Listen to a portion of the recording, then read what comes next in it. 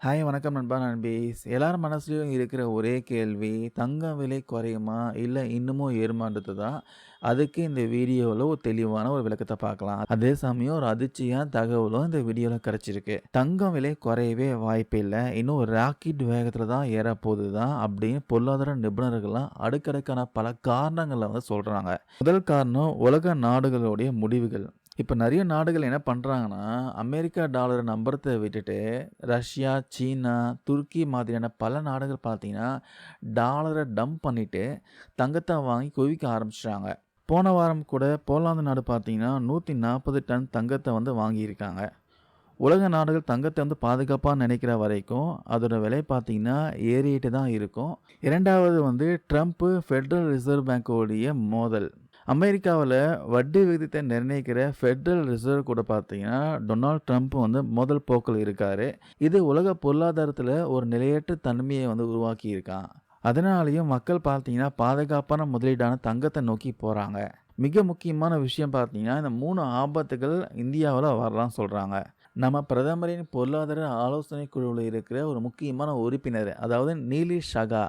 அவரு ஒரு பத்திரிக்கையில ஒரு 3 அதிர்ச்சியான ஐடியா சொல்லியிருக்காராம்.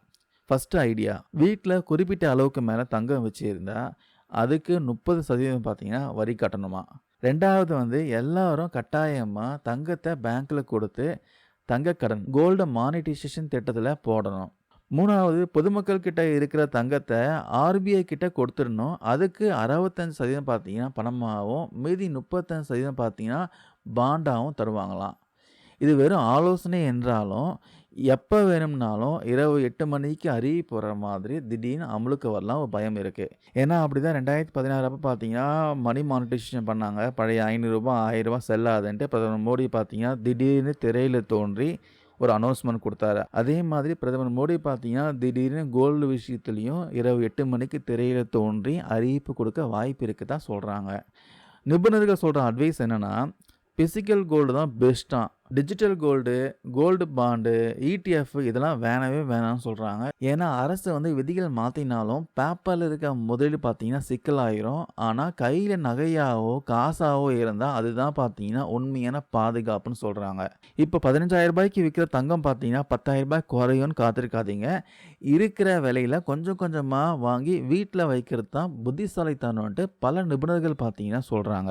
ஸோ தங்கம் வாங்கணும்னு நினைக்கிறவங்க யோசிக்காம வாங்க சொல்றாங்க. எப்பல்லாம் சின்ன சின்னதா கேப் கிடைக்குது பார்த்தீங்களா? அதாவது ரேட் இறங்குதுல்ல, அந்த டைமில் தங்கத்த வாங்கி போடுறது தான் புத்திசாலித்தனம்ன்ட்டு பொருளாதார நிபுணர்கள் சொல்றாங்க. இத பத்தி உங்க கருத்துக்கள் ஏதாவது இருந்தா கமெண்ட்ஸ்ல சொல்லுங்க. இந்த வீடியோல நான் ஷேர் பண்ண தகவல் யூஸ்ஃபுல்லா இருக்கும்னு நினைக்கிறேன். தேங்க் யூ நண்பா நண்பீஸ்.